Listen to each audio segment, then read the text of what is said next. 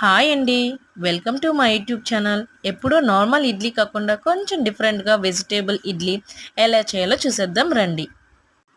కొబ్బరి తురుము, క్యారెట్ తురుము, 2 పచ్చిమిరపకాయలు, క్యాప్సికమ్ కోసి పక్కన ఉంచుకోవాలి. ఇప్పుడు ఆయిల్ వేడెక్కాక అందులో ఆవాలు, ఉద్దిపప్పు కొంచెం వేసి వేగనివ్వాలి. అందులోనే 2 రెమ్మల కరివేపాకు కూడా వేసి మరి కొద్దిసేపు వేగనివ్వాలి.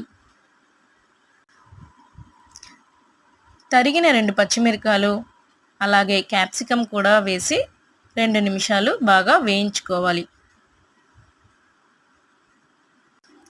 ఇప్పుడు రుచికి సరిపడా కొంచెం సాల్ట్ అందులో వేసి వెజిటేబుల్ అందులో వేసి బాగా కలుపుకొని పక్కన పెట్టుకోవాలి. అందులోనే కొంచెం క్యారెట్ తురుము కూడా వేసి కలిపి ఉంచుకున్న ఇడ్లీ పిండిని తీసుకొని అందులో ఉంచుకోవాలి.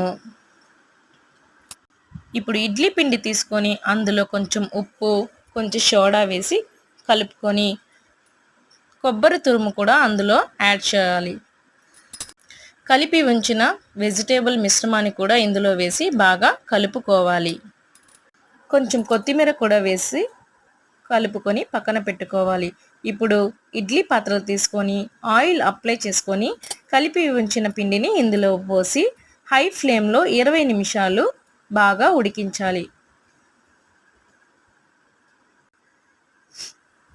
ఉడికిన ఇడ్లీని మీకు ఇష్టమైన చట్నీతో సర్వ్ చేసుకుంటే అంతే, రెడీ. వెజిటేబుల్ ఇడ్లీ మీరు కూడా ట్రై చేసి ఎలా ఉందో చెప్తారు కదా friends. Thank you for watching.